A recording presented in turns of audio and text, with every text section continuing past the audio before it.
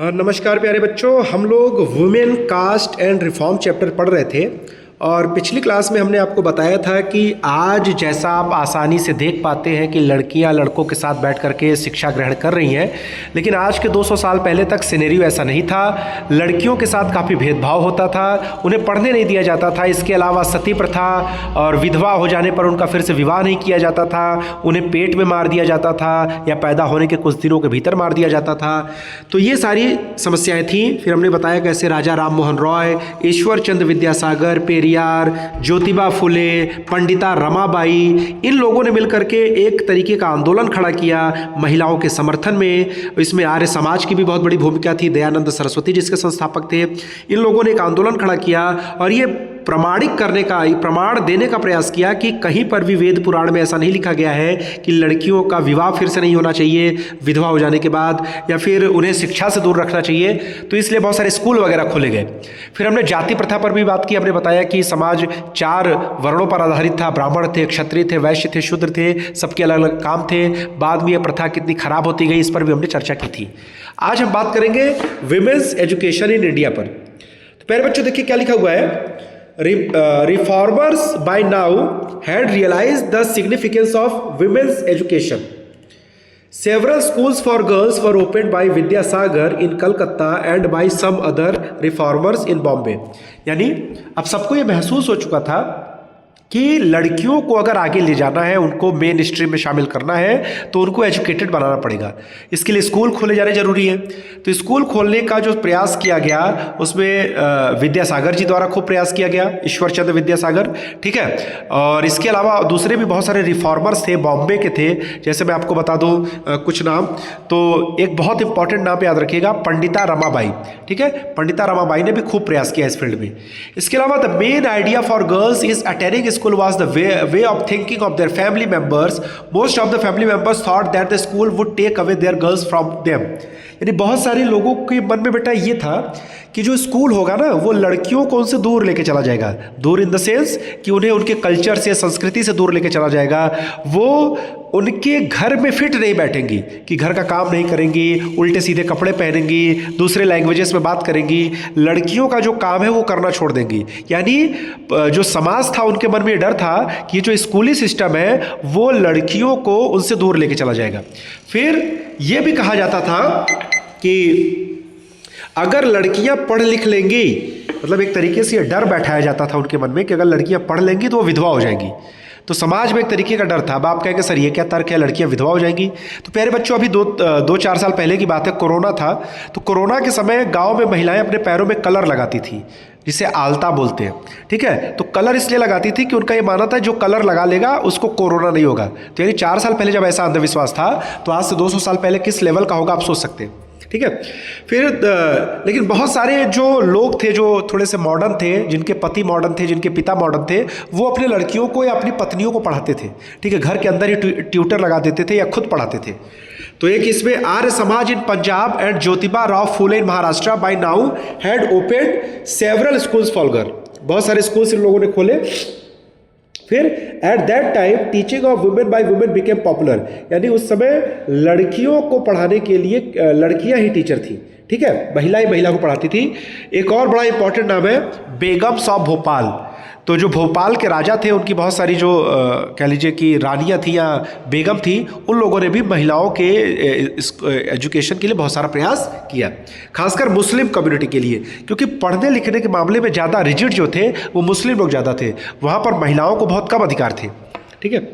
फिर यहाँ पर क्या कह रहा है कि several schools for girls were opened in Patna and Calcutta by Begum Rukaiya Shekhawat Hussain. नाम याद रखिएगा, MCQ के लिए भी इंपॉर्टेंट है और वैसे भी बहुत जानकारी के लिए जरूरी है कि पटना में और कलकत्ता में बेगम रुकैया शेखावत हुसैन ने बहुत सारे स्कूल खोले।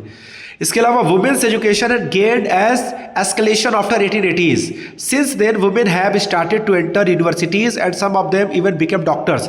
यानी 1880 के बाद से एजुकेशन में काफ़ी हमें उछाल देखने को मिलता है। अब लड़कियां डॉक्टर बन रही हैं, लड़कियां यूनिवर्सिटीज़ में पढ़ रही हैं, टीचर्स बन रही हैं, ठीक है।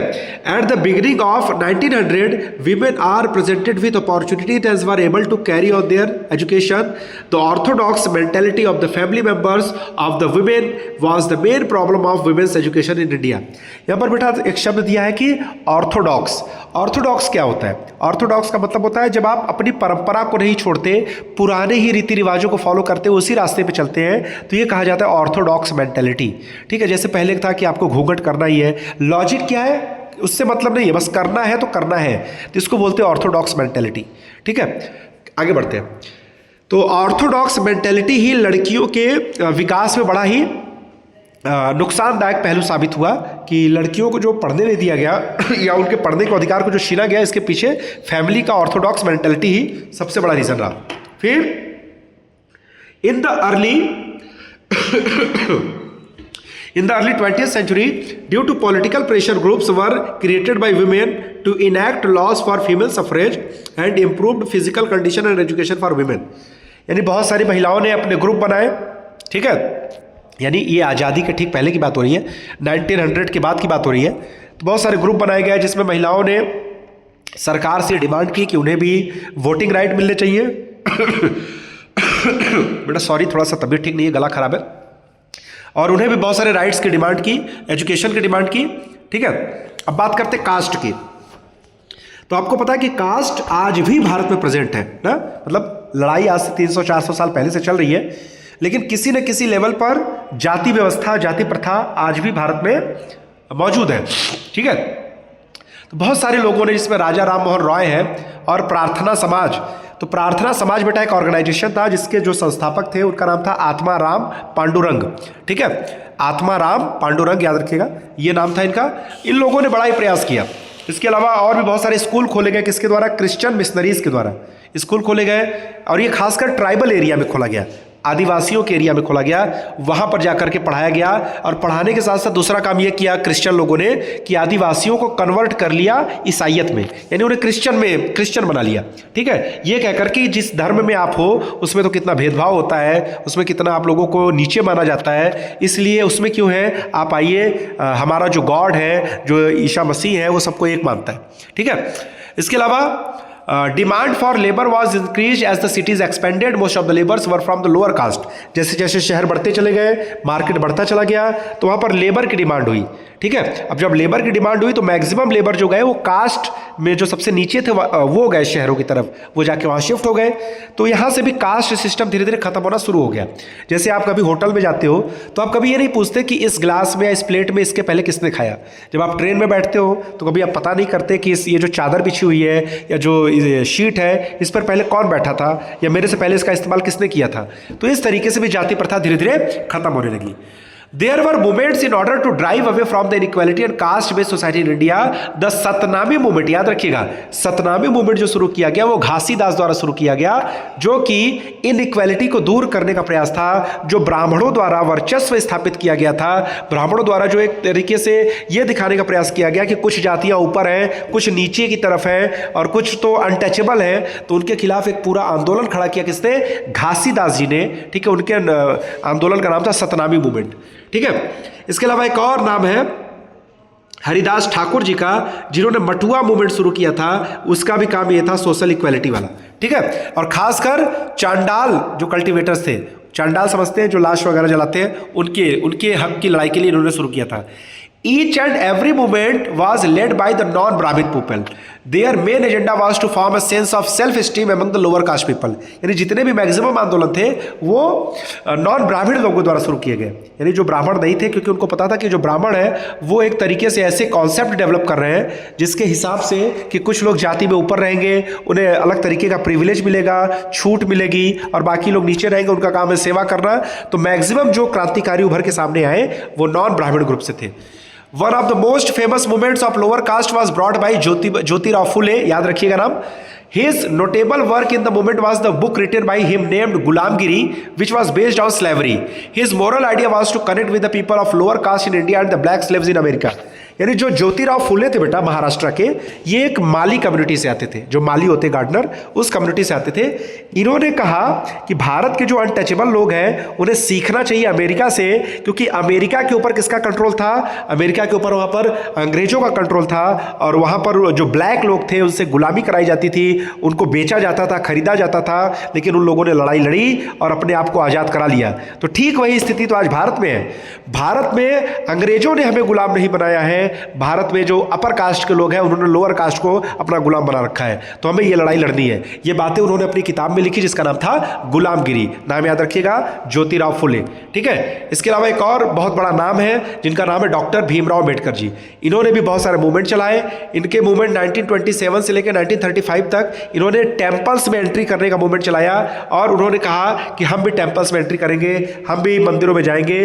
इनका यह मानना है कि किसी व्यक्ति के अंदर जाने से, मंदिर में जाने से या मूर्ति छू लेने से वो कोई चीज़ अपवित्र कैसे हो सकती है? मंदिर का तो ऑरा ऐसा होना चाहिए, मूर्ति का प्रभाव तो ऐसा होना चाहिए कि जो मंदिर में अगर कोई पापी प्रवेश करे तो वो शुद्ध होकर बाहर निकले। मंदिर मूर्ति को छू देने से कोई पापी व्यक्ति होगा जिसने बहुत अत्याचार किया होगा, वो भी पवित्र हो जाए। ठीक उसी तरीके से जैसे महाकुंभ में कितने सारे पापी लोग आ रहे हैं, ठीक है, मतलब जिनको लग रहा है उन्होंने पाप किया है, और वो नहा करके अपने आप को ये मान रहे हैं कि अब मैं पापों से मुक्त हुआ। ठीक है। तो इस तरीके का ऑरा होना चाहिए, लेकिन यहाँ पर तो उल्टा था। यहाँ पर यह कहा जा रहा था कि आप मंदिर में एंट्री कर ही नहीं सकते। खैर, फिर over the second of the 19th century, people of lower caste started organizing movement against the caste discrimination and demanded social justice and equality. Ghasidas founded the Satnami campaign, served as the leather workers and organized a movement to enhance their social status. एक और नाम याद रखिएगा, श्री नारायण गुरु declared the paragons of unity of forest people. He contended against mistreating people based on caste differences. यानी जैसे ही 19th century का second half शुरू होता है, यानी 1850 के बाद की बात करें, तो लोग जाति प्रथा के खिलाफ ज़्यादा मुखर होकर के बोलने लगे। ठीक है। उन्होंने डिमांड की सोशल जस्टिस होना चाहिए, इक्वालिटी होनी चाहिए। ठीक है। और घासीदास का नाम मैंने बताया, जो कि एक लेदर वर्कर थे। वो लेदर वर्कर का मतलब आपको पता हो गया, जो चमड़े से काम करते हैं, यानी चमड़े से जूता बनाना, बेल्ट बनाना। और चमड़ा कहाँ से आता था? जानवरों से आता था। तो यानी ये अनटचेबल माने गए। ठीक है। जैसे आप अभी अगर दुकान में जाओगे तो आपको लेदर का सामान चाहिए, जूता आप लेदर का पहन लोगे, बेल्ट लेदर का पहन लोगे, लेकिन जिसने वो बनाया है लेदर, उसको आप छूना नहीं चाहोगे। तो ये एक तरीके से कितना हिपोक्रेसी है। ठीक है, आप देख सकते हैं।